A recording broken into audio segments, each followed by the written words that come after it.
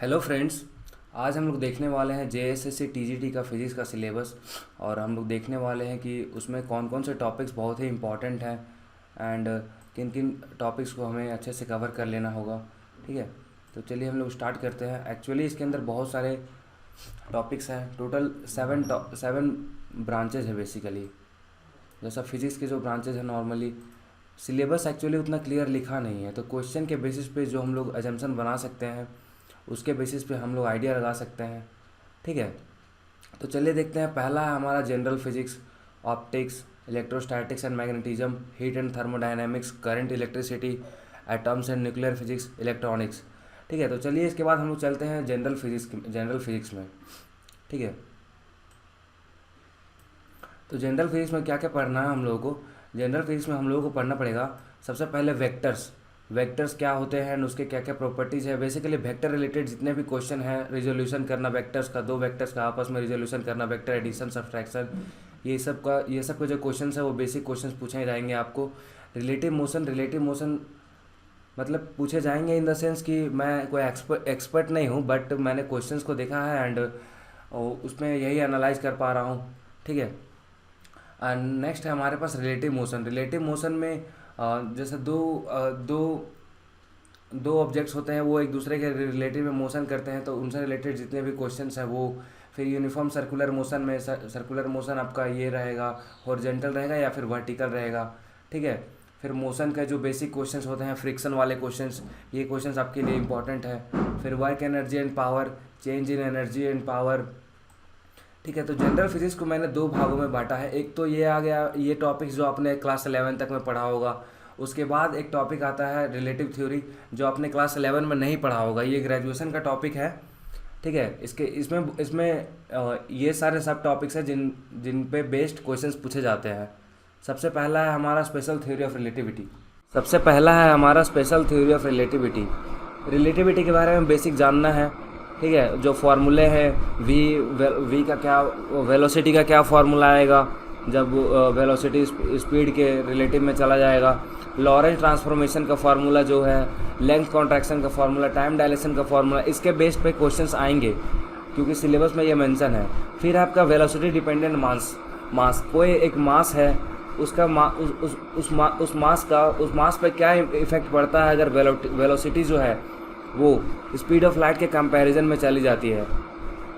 ठीक है, उसके बाद हम लोग देखेंगे नेक्स्ट मास एनर्जी इक्विवेलेंस। इसमें हम लोग देखने वाले हैं जो हमारे पास फार्मूला जो दिया हुआ है, जो हमारे पास फार्मूला होता है E = mc²। ठीक है, तो उसके बाद हम लोग E = mc², एक ये हो गया फार्मूला, और एक ये हो गया कि हम लोगों को रिलेटिव मास निकालना है, m = m/√1 - v²/c²। ये फार्मूला हो गया, ये दो फार्मूले हो गए, इन दोनों पे बेस्ड क्वेश्चंस आते हैं। ठीक है, तो हमारा जनरल फिजिक्स कंप्लीट हो गया। अब चलिए हम लोग देखते हैं नेक्स्ट टॉपिक की ओर बढ़ते हैं एंड क्या क्या मेंशन है ऑप्टिक्स में सिलेबस में तीन चीज़ें ही केवल मेंशन की गई है, simple and compound microscope, Huygens principle, interference of light. लेकिन क्वेश्चंस जो आप देखोगे ना, तो क्वेश्चंस में आपको लेंस मेकर फार्मूला के भी क्वेश्चंस हैं। ठीक है, तो ऐसा नहीं है कि माइक्रोस्कोप केवल दिया हुआ है तो आपको लेंस मेकर फार्मूला ये सब आपको नहीं पढ़ना है, वो सब आपको पढ़ना ही पड़ेगा अल्टीमेटली, अदरवाइज आप उसको यूज़ कैसे करोगे। ठीक है, तो वो आपको पढ़ना पड़ेगा। हाइजेंस के जो दो प्रिंसिपल है वो आपको पढ़ना पड़ेगा। इंटरफेरेंस ऑफ लाइट में भी एक टॉपिक बहुत इंपॉर्टेंट है, मैं आपको उसका नाम बता देता हूँ। एक्चुअली मैं इसको ऐड ही कर देता हूँ यहाँ पे, राइट। ये इंटरफेरेंस ऑफ लाइट के अंदर आएगा। ठीक है, तो इसको मैं ऐड कर देता हूँ। ये है यंग्स डबल स्लिट एक्सपेरिमेंट। दो क्वेश्चंस तो मतलब रहते ही हैं कि स्लिट वाले जितने भी क्वेश्चंस हैं वो यंग्स डबल स्लिट एक्सपेरिमेंट के क्वेश्चंस हैं। तो ये क्वेश्चंस आपको नॉर्मली आते हैं हर एक एग्ज़ाम में, राइट। तो ये एक बहुत ही इंपॉर्टेंट क्वेश्चन है। फिर है कि कंपाउंड माइक्रोस्कोप से रिलेटेड क्वेश्चंस है कि क्या डिस्टेंस पे क्या रखेंगे। ठीक है, फिर पावर, मैं ऐड करना भूल गया, मैं इसमें ऐड कर देता हूँ। एक है आपका पावर रिलेटेड क्वेश्चंस। ठीक है, power of the microscope related questions, ये भी मैं देखा हूँ कि क्वेश्चन पेपर में था। नेक्स्ट हम लोग बढ़ते हैं इलेक्ट्रिसिटी, इसको बंद करते हैं। चलिए नेक्स्ट है हमारा electrostatics and magnetism. Electrostatics and magnetism के अंदर Gauss's theorem and its application. तो देखिए, जब गॉसेस थ्योरम आप पढ़ोगे तो आपको इलेक्ट्रिक फील्ड का अच्छा खासा नॉलेज होना पड़ेगा। तो पॉइंट के कारण इलेक्ट्रिक फील्ड में क्या प्रभाव पड़ता है, दो चार्जेस के बीच में कोई एक इलेक्ट्रिक फील्ड कोई एक पर्टिकुलर टेस्ट चार्ज रखते हैं तो उस पर क्या फ़र्क पड़ता है। ये सब क्वेश्चंस आपको बेसिक क्वेश्चंस है, वो सब आपको मान के चल रहा है सिलेबस की, वो आप करके जाओगे। ठीक है, वो मेंशन नहीं किया हुआ है लेकिन वो आप करके जाओगे। जैसे मैं आपको बताता हूँ, मैं यहाँ पे बुक रखा हुआ हूँ,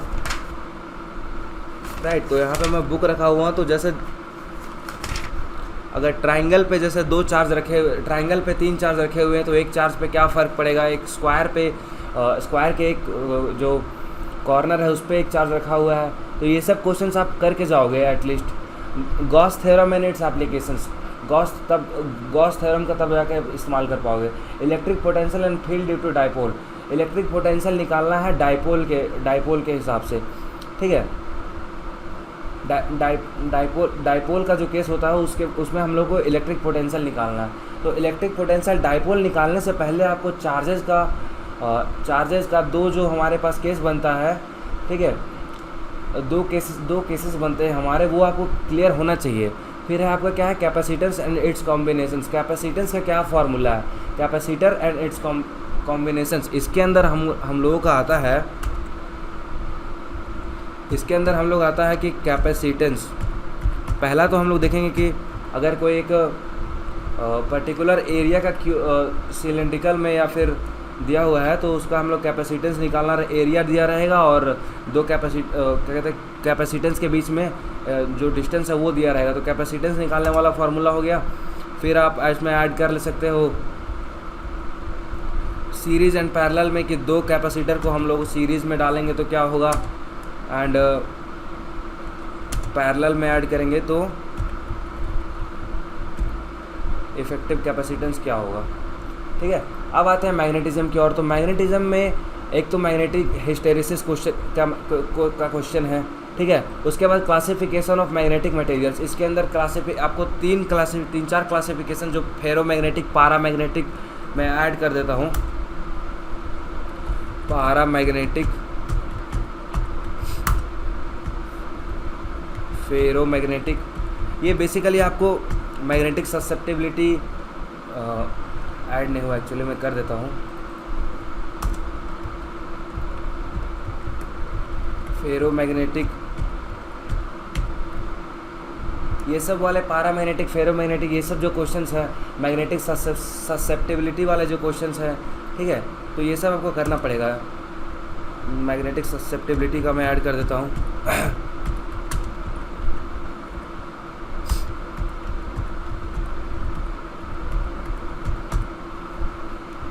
राइट, तो इलेक्ट्रिसिटी एंड मैग्नेटिज्म हमारा कवर हो गया।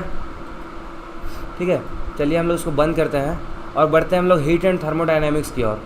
ठीक है, हीट एंड थर्मोडायनेमिक्स में आपको क्या क्या पढ़ना है। तो हीट एंड थर्मोडायनेमिक्स में बेसिकली पहले तो आपको काइनेटिक थ्योरी ऑफ गैसेस कि PV=NRT वाला जो फार्मूला है हमारा, वो हमको देख लेना पड़ेगा। उससे रिलेटेड न्यूमेरिकल्स क्लियर कर लेने पड़ेंगे आपको। फिर 3 लॉज हैं थर्मोडायनेमिक्स के, zeroth law, first law, second law, entropy वाला क्वेश्चन। फिर आपको ये कि फर्स्ट लॉ का जो क्वेश्चन होता है, जीरोथ लॉ। ठीक है, ये तीनों क्वेश्चंस आपको देख लेने पड़ेंगे। थर्मोडायनेमिक प्रोसेस कि जब एक आइसोथर्मल चेंज किया जाता है, एडियाबैटिक चेंज किया जाता है, कोई एक प्रेशर या वॉल्यूम को किसी एक पर्टिकुलर चीज़ को कांस्टेंट रख के और फिर हम लोग निकालते हैं वो वाला क्वेश्चन। प्रेशर को कांस्टेंट रख दिए तो आइसोबैरिक, ठीक है, वॉल्यूम को कांस्टेंट रख दिए तो एडियाबैटिक और टेम्परेचर को कांस्टेंट रख दिए तो आइसोथर्मल। ठीक है, तो बाकी और चीज़ें निकालनी रहेंगी हमको। उसके बाद हमारा आता है कार्नोट इंजन एंड एफिशिएंसी। तो कार्नोट इंजन के बारे में हमको पढ़ना पड़ेगा, इसकी एफिशिएंसी के बारे में पढ़ना पड़ेगा। और एक बहुत ही इंपॉर्टेंट चीज़ है हीट इंजन एंड रेफ्रिजरेशन। तो हीट इंजन के बारे में आपको पढ़ना पड़ेगा। हीट इंजन का रिलेटेड जितने भी क्वेश्चन है वो आपको कर लेने पड़ेंगे। ठीक है, कि ये एक टेम्परेचर, सोर्स टेम्परेचर ये है, सिंक टेम्परेचर ये है, इतने से इतने में चेंज हुआ, इसका एफिशिएंसी निकालिए। इस टाइप के जो क्वेश्चंस हैं वो heat engine and refrigeration related questions हैं। ये क्वेश्चंस आपको क्लियर कर लेने पड़ेंगे। ठीक है, अब बढ़ते हैं हम लोग करंट इलेक्ट्रिसिटी की ओर, कि इलेक्ट्रोस्टैट में जो हमने पढ़ा और करंट इलेक्ट्रिसिटी में क्या क्या टॉपिक्स हैं। तो पहला तो आपको ये है कि करंट के जितने भी क्वेश्चन है, बेसिक क्वेश्चन जो है वो आपको क्लियर कर लेने पड़ेंगे। किरचॉफ लॉ क्लियर कर लेना पड़ेगा, दोनों लॉज के और उसके एप्लीकेशंस दोनों क्लियर कर लेने पड़ेंगे। व्हीटस्टोन ब्रिज से रिलेटेड क्वेश्चन आ सकता है, हीटिंग इफेक्ट ऑफ करंट से रिलेटेड क्वेश्चन आ सकता है, और Faraday's law of EMI. Faraday's law of EMI, ये तो बेसिक एक क्वेश्चन ही आ गया था कि Faraday's law of EMI is related to electromagnetic field, electromagnetic flux. ये क्वेश्चन ही आया था 2016 के टीजीटी में, तो ये एक बहुत ही इंपॉर्टेंट क्वेश्चन है, आप इसको इम्पॉर्टेंट मार्क कर लो, ठीक है। अब देखते हैं लेंज लॉ। लेंज लॉ भी बहुत ही इंपॉर्टेंट है। ये मेंस का एग्ज़ाम तो है नहीं कि सिर्फ न्यूमेरिकल्स और टफ टफ क्वेश्चन पूछे जाएंगे, यहाँ पे ना बेसिक क्वेश्चंस भी पूछे जाते हैं, तो लेंज लॉ भी आप देख लेना। एंड एसी में जो है एसी के और भी टॉपिक्स हैं, जैसे कि ये एवरेज करंट क्या होगा, आरएमएस करंट क्या होगा, ये सब टॉपिक्स भी आप क्लियर कर लोगे। ये एसी के अंदर ही करंट इलेक्ट्रिसिटी है, मतलब करंट इलेक्ट्रिसिटी के अंदर ही एसी वाला टॉपिक आएगा, ठीक है। अब आते हैं हम लोग एटम्स एंड न्यूक्लियर फिजिक्स की ओर। एटम्स और न्यूक्लियर फिजिक्स में सबसे पहला तो एक काम करो कि आप राइट कि एटम्स एंड न्यूक्लियर फिजिक्स में जितने भी मॉडल दिए हुए हैं, थॉमसन मॉडल, रदरफोर्ड मॉडल, ठीक है, ये सारे मॉडल्स आपको क्लियर होने चाहिए, ये सारे मॉडल्स आपको याद होने चाहिए, तभी जाकर आप कर पाओ। क्योंकि 3 क्वेश्चंस मैंने देखे हैं जो कि एटम्स एंड न्यूक्लियर फिजिक्स से थे, ठीक है। और हाइजेंस अनसर्टेन, जिसमें bourse theory of Heisenberg, hydrogen atom जब ट्रांजिशन करता है, तो जब एक सेल से दूसरे सेल में ट्रांजिशन करता है तो कितना एनर्जी का खपत होती है उसमें, वो क्वेश्चंस आपको कर लेने पड़ेंगे। हाइजेनबर्ग अनसर्टेनिटी प्रिंसिपल के क्वेश्चंस आपको के बारे में आपको बेसिक आइडिया ले लेना है। श्रोडिंगर वेव इक्वेशन के बारे में आपको थोड़ा सा देख लेना है, ठीक है। तो ये हो गया हमारा atoms and nuclear physics, right. अब देखते हैं हमारा लास्ट टॉपिक जो कि है इलेक्ट्रॉनिक्स। इलेक्ट्रॉनिक्स में बहुत सी चीज़ें इसमें ऐड नहीं की हुई है, लेकिन मैं इसमें ऐड कर देता हूँ। सिलेबस में नहीं, लेकिन मैं क्वेश्चन में देखा था वो थे एक्चुअली में, ठीक है। इलेक्ट्रॉनिक्स में सिलेबस में नहीं था, बट क्या कहते हैं कि आपका इसमें था। तो यार पहला तो ये है कि आप बाइनरी टू डेसिमल, हेक्साडेसिमल, इसके 3 क्वेश्चंस मैंने देखे, बाइनरी टू डेसिमल, हेक्साडेसिमल और ऑक्टल, इसके मैंने 3 क्वेश्चंस देखे, राइट। तो ये तो बहुत ही इंपॉर्टेंट है और इजी स्कोर करने के लिए भी बहुत सही है, ठीक है। फिर आपका गेट्स वाले जितने भी क्वेश्चन है ना, नैंड गेट, नॉर गेट, ये क्वेश्चंस भी थे उसमें, नैंड गेट, नॉर गेट वगैरह, ठीक है। फिर आपको देखना पड़ेगा ट्रांजिस्टर रिलेटेड क्वेश्चन के पीएनपी सीएनपीएन को जब जब सीबी कन्फिग्रेशन में रखेंगे, जब हम लोग सीई कन्फिग्रेशन में रखेंगे तो क्या हमारा करंट गेन होगा, क्या हमारा वोल्टेज गेन होगा, ठीक है। तो ये क्वेश्चन जो है वो बहुत इंपॉर्टेंट है, इनको आप कर लेना, ठीक है। फिर आता है half wave and full wave rectifier. जब हाफ वेव एक करंट को हम लोग हाफ वेव रेक्टिफायर, जो एक इलेक्ट्रिक फील्ड है उसको हम लोग हाफ वेव रेक्टिफायर से पास करते हैं, फुल वेव रेक्टिफायर से पास करते हैं, तो रिजल्टेंट क्या हमारा वैल्यू आता है वो निकालना पड़ेगा। जीनर डायोड का एवलांस वोल्टेज से रिलेटेड जितने भी क्वेश्चन है वो आप कर लोगे तो क्लियर, ठीक है। फिर पीएन जंक्शन में होल्स का क्या रोल है, ये क्वेश्चन डिट्टो पूछा हुआ था कि एक जो होल होता है उसका क्या कहते हैं कि उसका एनर्जी उसका इलेक्ट्रिक चार्ज कितना होता है, तो एक होल का कितना इलेक्ट्रिक चार्ज होता है, जितना एक इलेक्ट्रॉन का होता है बस वो पॉजिटिव में, ठीक है। तो 1.6 × 10⁻⁻19 और ये पॉजिटिव में, तो ये क्वेश्चन डिट्टो पूछा हुआ है। तो आप पीएन जंक्शन के बारे में थोड़ा सा आइडिया लगा लो, पीएन जंक्शन और बैरियर पोटेंशियल, ये सब का जितने जो क्वेश्चन हैं वो कर लेना। Intrinsic and extrinsic semiconductor, intrinsic and extrinsic semiconductor के बारे में आप लोग देख लेना। और ये मैंने कुछ एक्स्ट्रा ऐड कर दिया, इसको मैं डिलीट कर देता हूँ, ठीक है। 1 2 3 4 5 6 7, ठीक है। तो ये ओवरऑल एक समरी हो गई झारखंड टीजीटी सिलेबस की, और मैं उम्मीद करता हूँ कि आपको ये पसंद आया होगा, वीडियो पसंद आएगा। और मेरा ये फर्स्ट टाइम है मतलब ऐसे बोल पाना, ठीक है। तो मैं ट्राई कर रहा हूँ, मैं लर्न कर रहा हूँ, तो अगर आपको कुछ इंपॉर्टेंट फीडबैक देना हो तो प्लीज़ आप मुझे फीडबैक दे दें ताकि मैं इम्प्रूव कर पाऊँ। Thank you so much.